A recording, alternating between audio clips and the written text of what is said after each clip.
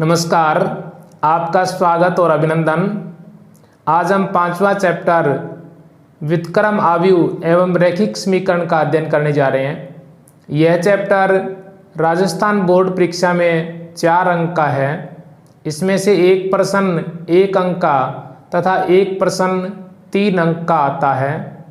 इस चैप्टर में मुख्यतः 2 टॉपिक हैं, व्युत्क्रम आव्यूह तथा इसे ज्ञात करने की विधि, रैखिक समीकरण निकाय का हल। आज हम इन दोनों टॉपिक्स का अध्ययन करेंगे।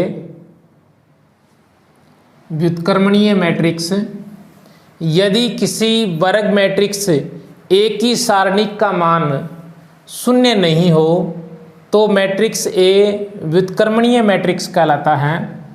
फॉर एग्जाम्पल, यदि मैट्रिक्स ए 1 2 3 4 ये है, इसकी सारणिक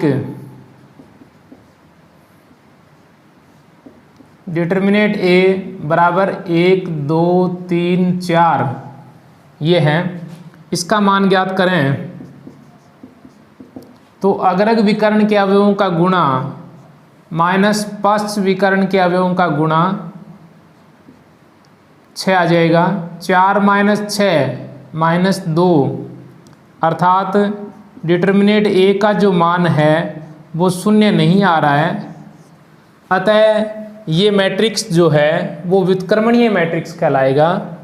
इसी प्रकार अव्युत्क्रमणीय मैट्रिक्स, यदि किसी वर्ग मैट्रिक्स की सारणिक का मान 0 हो तो वह मैट्रिक्स अव्युत्क्रमणीय मैट्रिक्स कहलाता है। इसका एग्जाम्पल देखें। यदि मैट्रिक्स ए बराबर 1 2 3 6 तो इसकी सारणिक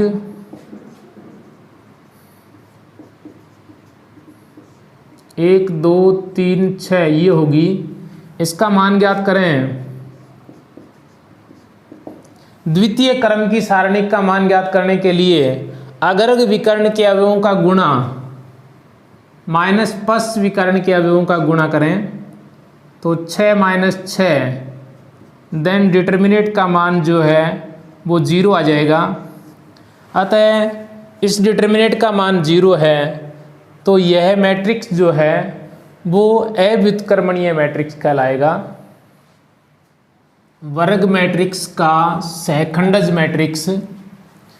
किसी वर्ग मैट्रिक्स ए के सारणिक ए के अवयवों के सहखंडों से निर्मित मैट्रिक्स का परिवर्त मैट्रिक्स सहखंडज मैट्रिक्स कहलाता है। इसे एडजॉइंट ऑफ ए से निरूपित करते हैं। अर्थात यदि मैट्रिक्स ए बराबर A11 A12 A13 A21 A22 A23 A31 A32 A33 ये है, इसके संगत सारणिक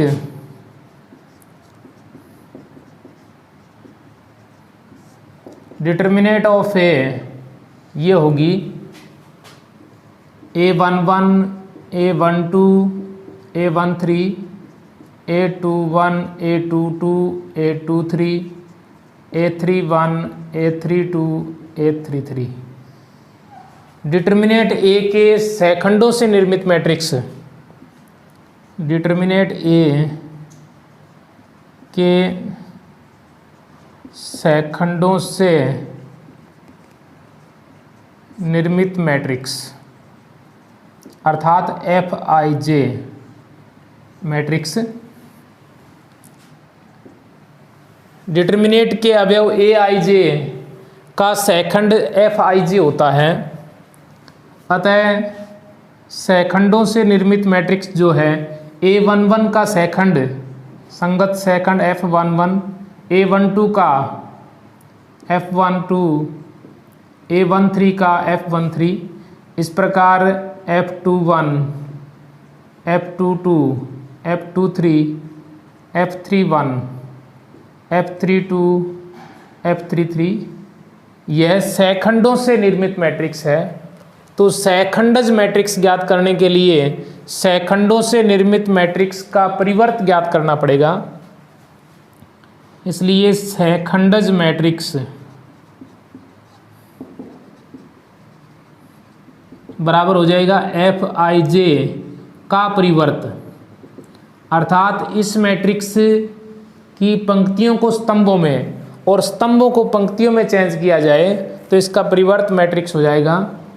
पहली पंक्ति को पहला स्तंभ बनाएं, F11 F12 F13 F21 F22 F23 F31 F32 F33, अर्थात ये एडजॉइंट ऑफ ए का मान होगा। इस प्रकार मैट्रिक्स ए का सैखंडज मैट्रिक्स ज्ञात कर सकते हैं। इसका एग्जाम्पल देखें। मैं एक द्वितीय क्रम की डिटर्मिनेट का सैखंडज ज्ञात कर रहा हूं, अर्थात एक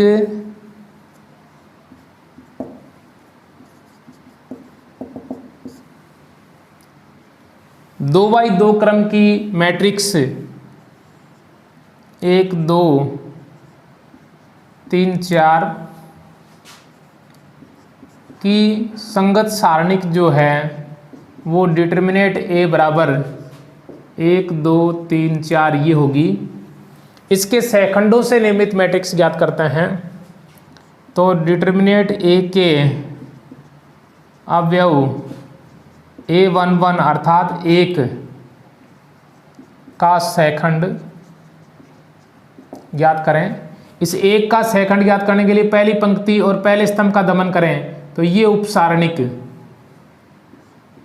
4, इसका चिन्ह पॉजिटिव होगा क्योंकि पॉजिटिव नेगेटिव नेगेटिव पॉजिटिव सैखंडों के चिन्ह द्वितीय क्रम में ये होते हैं, तो यहाँ चिन्ह पॉजिटिव आएगा, अर्थात इसका मान 4 आ जाएगा।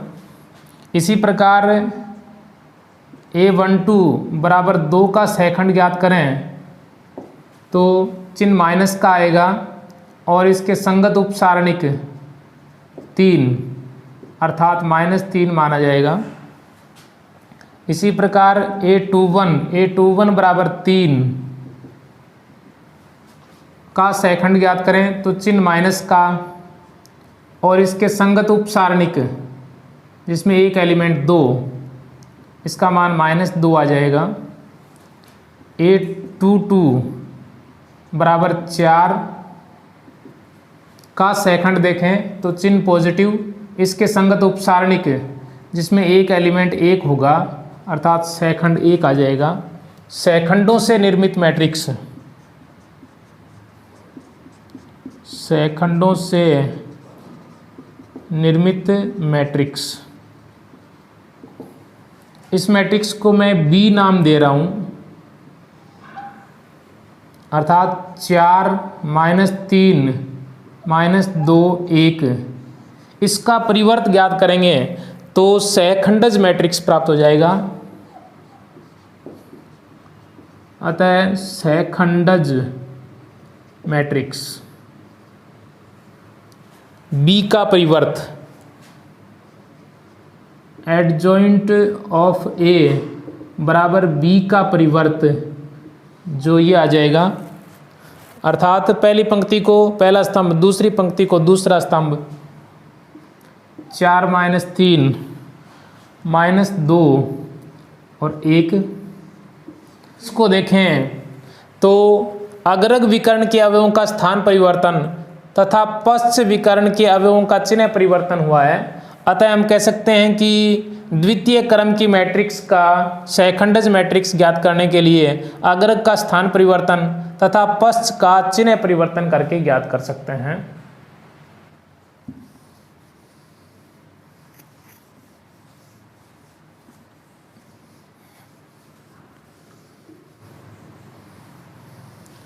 एक तृतीय क्रम की वर्ग मैट्रिक्स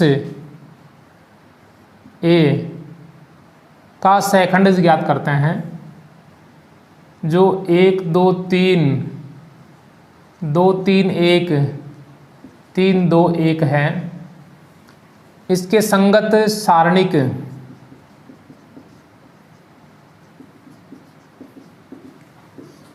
1 2 3 2 3 1 3 2 1 है।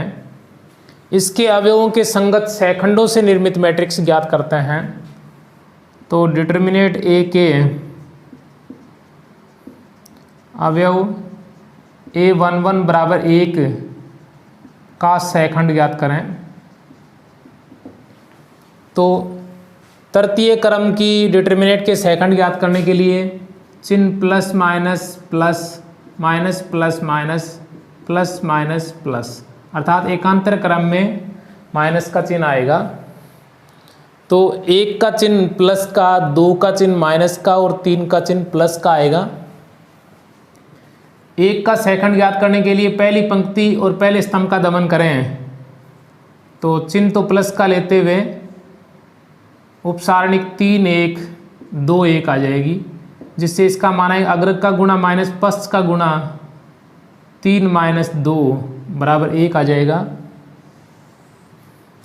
इस प्रकार अवयव A12 बराबर 2 का सेकंड ज्ञात करें। तो चिन्ह तो माइनस का और पहली पंक्ति और दूसरे स्तंभ का दमन करें। तो 2 1 3 1, अग्र का गुणा माइनस पश्च का गुणा करें तो 2 माइनस 3, अर्थात यहाँ भी 1 आ जाएगा। इसी प्रकार A13 बराबर 3 का सेकंड ज्ञात करें। तो चिन्ह प्लस का लेते हुए पहली पंक्ति तीसरे स्तंभ का दमन 2 3 3 2, देन ये आएगा 4 माइनस 9 बराबर माइनस 5। A21 बराबर 2 का सेकंड ज्ञात करने के लिए चिन्ह माइनस का और दूसरी पंक्ति और पहले स्तंभ का दमन करें तो 2 3 2 1, 2 माइनस 6, अर्थात प्लस का 4। इसी प्रकार A22 बराबर 3 का सेकंड ज्ञात करें। तो चिन्ह माइनस का चिन्ह प्लस का लेंगे, दूसरी पंक्ति और दूसरे स्तंभ का दमन करें तो 1 3 3 1, अर्थात 1 माइनस 9 माइनस का 8 आ जाएगा। A23 यानी 1 का सेकंड ज्ञात करने के लिए चिन्ह माइनस का, दूसरी पंक्ति और तीसरे स्तंभ का दमन 1 2 3 2, अर्थात 2 माइनस 6, ये प्लस का 4 आ जाएगा। इस प्रकार से अवयवों का सेकंड ज्ञात करें।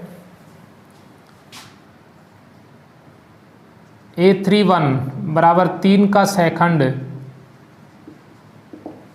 इस 3 का सेकंड ज्ञात करने के लिए तीसरी पंक्ति और पहले स्तंभ का दमन करें तो उपसारणिक 2 3 3 1 और चिन्ह प्लस का 2 3 3 1, जिससे आएगा 2 माइनस 9 माइनस का 7। A33 बराबर 2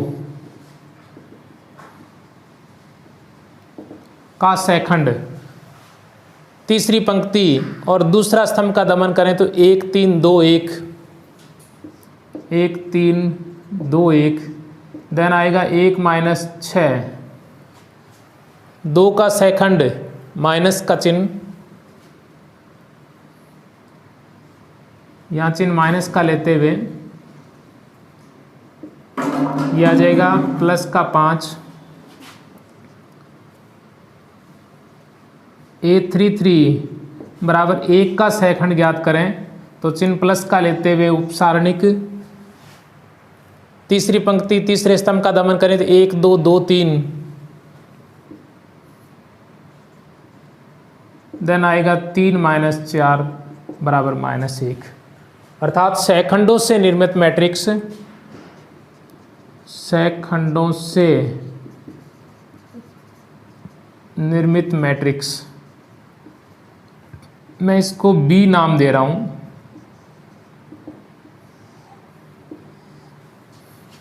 सैखंडों से निर्मित मैट्रिक्स जिसकी पहली पंक्ति 1 1 -5, 1 1 -5, 4 -8 4 दूसरी, और तीसरी पंक्ति -7 5 -1। अब हमें एडजॉइंट ऑफ ए ज्ञात करना है, इसलिए एडजॉइंट ऑफ ए अर्थात सैखंडज मैट्रिक्स ए ज्ञात करने के लिए बी का परिवर्त ज्ञात करें। सैखंडों से निर्मित मैट्रिक्स का परिवर्त अर्थात पहली पंक्ति को पहला स्तंभ 1 1 -5 पहला स्तंभ, दूसरी पंक्ति को दूसरा स्तंभ, और तीसरी पंक्ति को तीसरा स्तंभ -7 5 -1।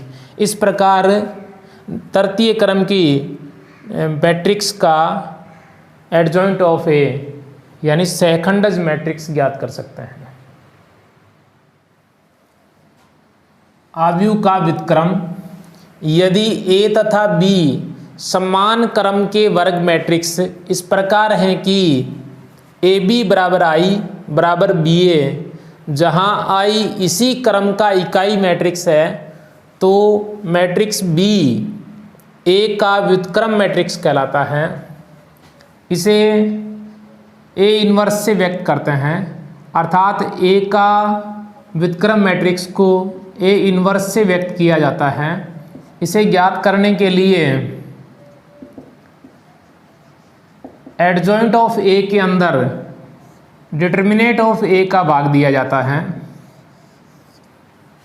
जहां एडजॉइंट ऑफ ए सैखंडज मैट्रिक्स है अर्थात सैखंडों से निर्मित मैट्रिक्स का परिवर्त मैट्रिक्स है, अर्थात ए इन्वर्स बराबर एडजॉइंट ए बटे डिटर्मिनेट ए, इस प्रकार ए इन्वर्स ज्ञात किया जाता है।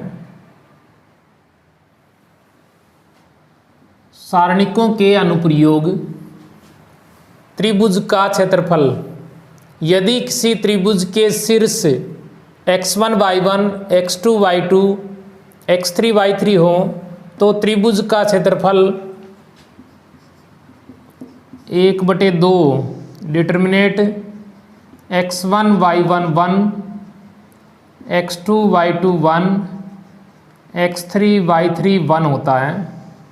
इस प्रकार त्रिभुज का क्षेत्रफल ज्ञात कर सकते हैं। इसी प्रकार तीन बिंदुओं के संरेखीय होने की शर्त, यदि तीन बिंदु A x1 y1 B x2 y2 C x3 y3 संरेखीय हों तो त्रिभुज का क्षेत्रफल 0 होगा, अर्थात डिटर्मिनेट बराबर 1/2 x1 y1 1 x2 y2 1 x3 y3 1, इसका मान 0 होगा। अतः हम कह सकते हैं कि x1 y1 1 x2 y2 1 x3 y3 1 इस डिटर्मिनेट का मान 0 होगा। अतः ये तीनों बिंदु संरेखीय होंगे। दो बिंदुओं से गुजरने वाली रेखा का समीकरण, दो बिंदुओं a x1 y1 b x2 y2 से गुजरने वाली रेखा AB का समीकरण ज्ञात करने के लिए determinate x y 1 x1 y1 1 x2 y2 1 बराबर 0 लिया जाता है, अर्थात ये रेखा AB का समीकरण होगा। सारणिकों के प्रयोग अर्थात क्रेमर नियम से रेखिक समीकरण निकाय का हल। दो चरों वाले रेखिक समीकरण निकाय का हल। दो चरों वाला रेखिक समीकरण निकाय a1x प्लस b1y बराबर c1 a2x प्लस b2y बराबर c2 के हल क्रेमर नियम से x बराबर डिटर्मिनेट 1 बटे डिटर्मिनेट एंड y बराबर डिटर्मिनेट 2 बटे डिटर्मिनेट, जहाँ डिटर्मिनेट का मान जो है वो 0 नहीं होना चाहिए। यहाँ डिटर्मिनेट जो है वो इनके एक्स वाई के गुणांकों से निर्मित सारणिक है, अर्थात A1 A2 B1 B2 ये डिटर्मिनेट है। इसी प्रकार डिटर्मिनेट 1 जो है वो पहले स्तंभ के स्थान पे C1 C2 लिखते हैं।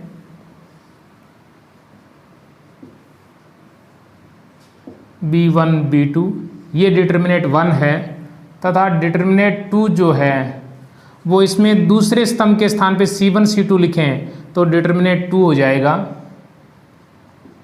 A1 A2 और C1 C2। इस प्रकार x और y के मान क्रेमर नियम से ज्ञात कर सकते हैं। यहाँ एक विशेष स्थिति जो है वो आपको ध्यान में रखनी है। नंबर 1, यदि A1 बटे A2 बराबर नहीं है B1 बटे B2, देन निकाय जो है वो संगत होता है एंड हल अद्वितीय होते हैं। इसी प्रकार यदि A1 बटे A2 बराबर B1 बटे B2 बराबर नहीं है C1 बटे C2 तो निकाय असंगत होता है। इस अवस्था में कोई हल नहीं होता। इसी प्रकार इसकी थर्ड स्थिति, यदि A1 बटे A2 बराबर B1 बटे B2 बराबर C1 बटे C2 होता है तो निकाय संगत होता है और हल अनंत होते हैं। इस प्रकार ये 3 स्थितियां बनती हैं। जब A1 बटे A2 बराबर नहीं है B1 बटे B2 तो निकाय संगत होता है और हल अद्वितीय होते हैं। सेकंड स्थिति, A1 बटे A2 बराबर B1 बटे B2 बराबर C1 बटे C2 नहीं है तो असंगत होता है। इस अवस्था में कोई हल नहीं होता। इसी प्रकार A1 बटे A2 बराबर B1 बटे B2 बराबर C1 बटे C2 है तो निकाय संगत होता है।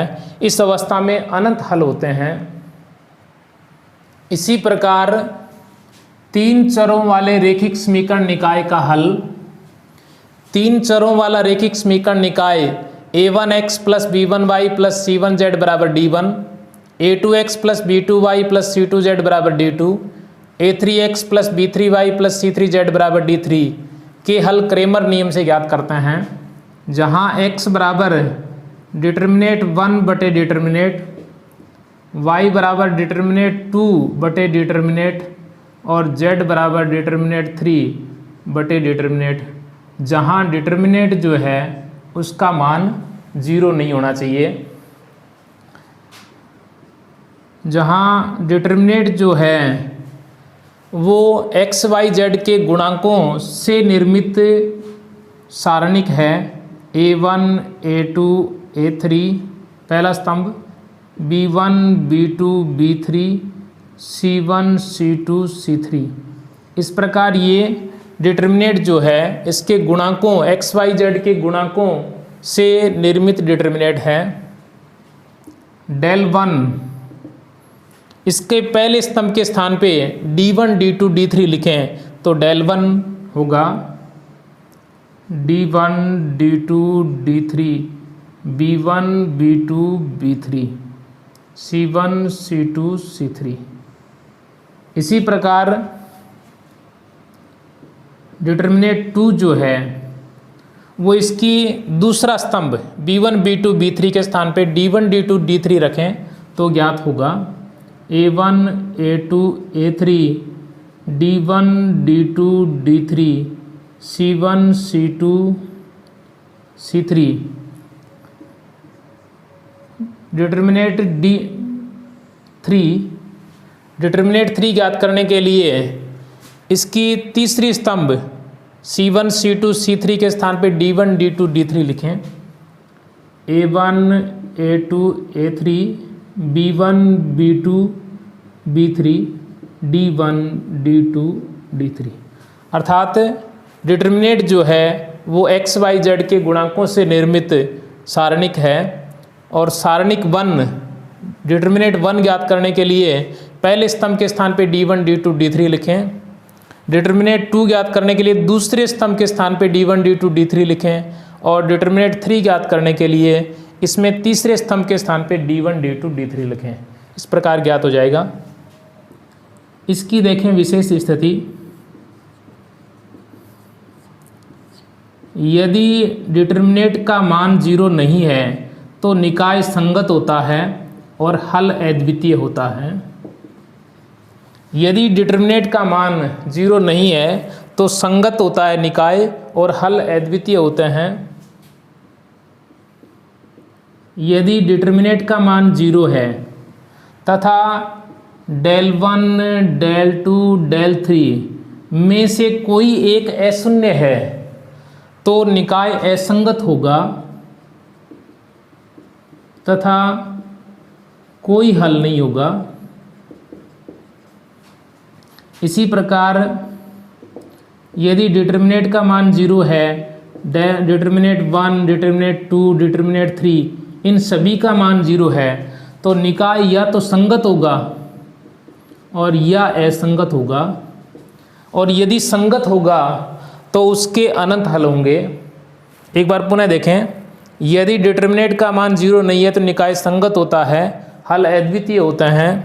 यदि डिटर्मिनेंट का मान 0 और डिटर्मिनेंट 1 2 3 इन तीनों में से कोई एक अशून्य है तो निकाय असंगत होगा, कोई हल नहीं होगा। इसी प्रकार डिटर्मिनेंट का मान 0 डिटर्मिनेंट 1 2 3 तीनों का मान 0 है तो निकाय संगत या असंगत हो सकता है। इस अवस्था में अनंत हल होंगे। इस प्रकार क्रेमर नियम से 2 चरों वाला रैखिक समीकरण तथा 3 चरों वाले रैखिक समीकरण निकाय को हल कर सकते हैं। आव्यूह सिद्धांत की सहायता से रैखिक समीकरण निकाय का हल। रैखिक समीकरण निकाय a11x a12y a13z बराबर b1 a21x a22y a23z बराबर b2 a31x a32y a33z बराबर b3। समीकरण निकाय को मैट्रिक्स रूप में इस प्रकार लिख सकते हैं a11 a12 a13 पहली पंक्ति, a21 a22 a23 दूसरी पंक्ति, a31 a32 a33 अर्थात एक्स वाई जेड के गुणांकों से निर्मित मैट्रिक्स है। एक्स वाई जेड इसके बराबर जो अचर दिए हैं b1 b2 b3 इससे निर्मित मैट्रिक्स, अर्थात इसके स्थान पे हम ax बराबर b लिख सकते हैं। अर्थात x बराबर a इनवर्स b होगा। इस प्रकार हम एक्स वाई जेड के मान ज्ञात कर सकते हैं, जहाँ a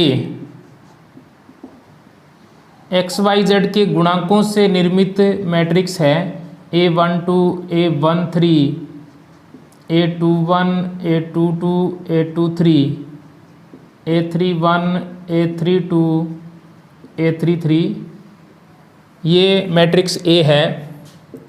मैट्रिक्स X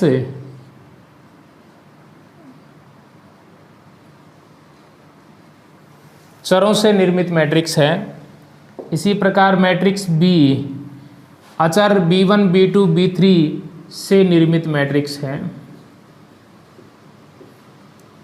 आव्यूह सिद्धांत की सहायता से मान ज्ञात करने के लिए पहले मैट्रिक्स A का इन्वर्स ज्ञात करना होगा, देन A इन्वर्स का मैट्रिक्स B से गुणन करेंगे, उसके बाद में मैट्रिक्स X से तुलना कराएंगे जिससे एक्स वाई जेड के मान प्राप्त हो जाएंगे।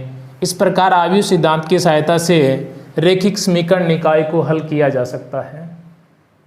सहखंडज मैट्रिक्स तथा व्युत्क्रम मैट्रिक्स के प्रमेय नंबर 1, एक वर्ग मैट्रिक्स A के व्युत्क्रमणीय होने के लिए आवश्यक और पर्याप्त शर्त है कि इसके संगत डिटर्मिनेंट का मान शून्य नहीं होना चाहिए। प्रमेय नंबर 2, यदि A एक n क्रम का वर्ग मैट्रिक्स है तो A गुणा एडजॉइंट ऑफ A बराबर डिटर्मिनेंट AIN बराबर एडजॉइंट ऑफ A गुणा A होता है, जहां IN n क्रम का इकाई मैट्रिक्स है। प्रमेय नंबर 3, प्रत्येक व्युत्क्रमणीय वर्ग मैट्रिक्स का व्युत्क्रम अद्वितीय होता है। प्रमेय नंबर 4, यदि A तथा B समान क्रम के व्युत्क्रमणीय वर्ग मैट्रिक्स हैं तो AB इनवर्स बराबर B इनवर्स A इनवर्स होता है। प्रमेय नंबर 5, यदि A एक व्युत्क्रमणीय वर्ग मैट्रिक्स है तो इसका परिवर्त भी व्युत्क्रमणीय होगा, अर्थात A का ट्रांसपोज का इनवर्स बराबर A के इनवर्स का ट्रांसपोज होगा। धन्यवाद। जुड़े रहिए मेगा माइंड ई क्लासेज से। मैं आपके लिए रोज़ाना एक से बढ़कर एक लेसन तैयार करता रहूँगा। पुनः बहुत बहुत धन्यवाद।